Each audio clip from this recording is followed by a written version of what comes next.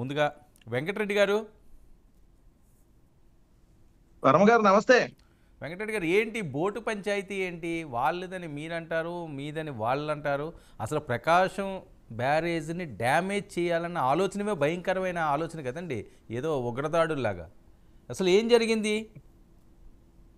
ఇక్కడ మేము అధికారంలో ఉన్నామని అనుకుంటున్నారేం పాపం వాళ్ళు. ఎందుకంటే అధికారంలో మాకు ఆహా, పోయి కాదు కాదు, 4 నెలలు అయింది తెలుగుదేశం దాదాపుగా. పార్టీ బోట్లు అని చెప్పి వీడియోలో ఒకటి వైరల్ అవుతున్నాయి వైసీపీ సోషల్ మీడియాలో, అందుకని మిమ్మల్ని అడుగుతున్నాను నేను. అది అదే సార్, ఇప్పుడు తెలుగుదేశం పార్టీ గెలిచిందని చెప్పి వాళ్ళ కూటమి ప్రభుత్వం విజయోత్సవ ర్యాలీ చేశారు బోట్లతో జూన్ నెలలో. హ్మ్. విజయోత్సవ ర్యాలీ చేసినప్పుడు ఇప్పుడు మీకు చూపిస్తున్నటువంటి బోట్లు కూడా ఆ విజయోత్సవ ర్యాలీలో కనపడతాయి తెలుగుదేశం జెండాలతో. కానీ ఇది వైఎస్ఆర్సీపీ కుట్ర, వైఎస్ఆర్సీపీ చేసేసిందని చెప్పి మా మీద ఆరోపించడం. నేను సూటిగా అడుగుతున్నా, 2019లో కూడా ఇదే బోట్లు వచ్చినాయి ఇట్లానే.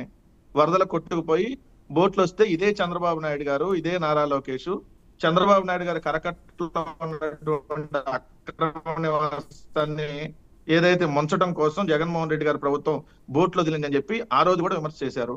సేమ్ మళ్ళీ ఈ రోజు కూడా వాళ్ళు అధికారంలో ఉన్నారు. ఈ రోజు ఆ రోజు అంటే మేము అధికారంలో ఉన్నాం, మేము కుట్ర చేసామన్నారు. ఈ రోజు వాళ్ళ అధికారంలో ఉండి కూడా మేమే కుట్ర చేసామంటున్నాం.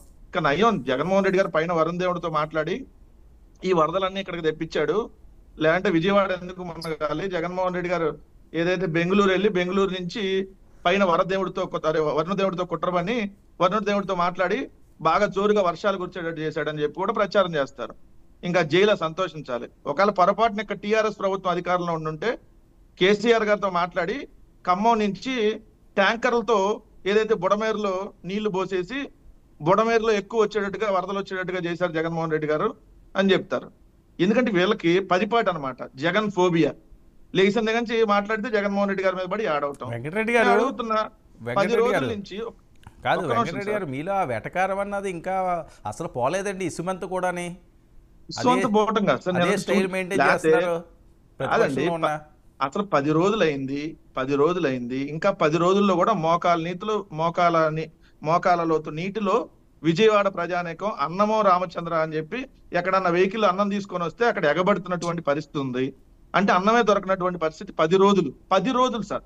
10 రోజులైనా సాక్షాత్తు ఏదైతే ప్రభుత్వ అధికారులు ఏం చెప్తున్నారు, మాకు ఇది వస్తుందని ముందే తెలుసు, కానీ 2 లక్షల మందికి మేము చెప్పి ఖాళీ చేయించాలంటే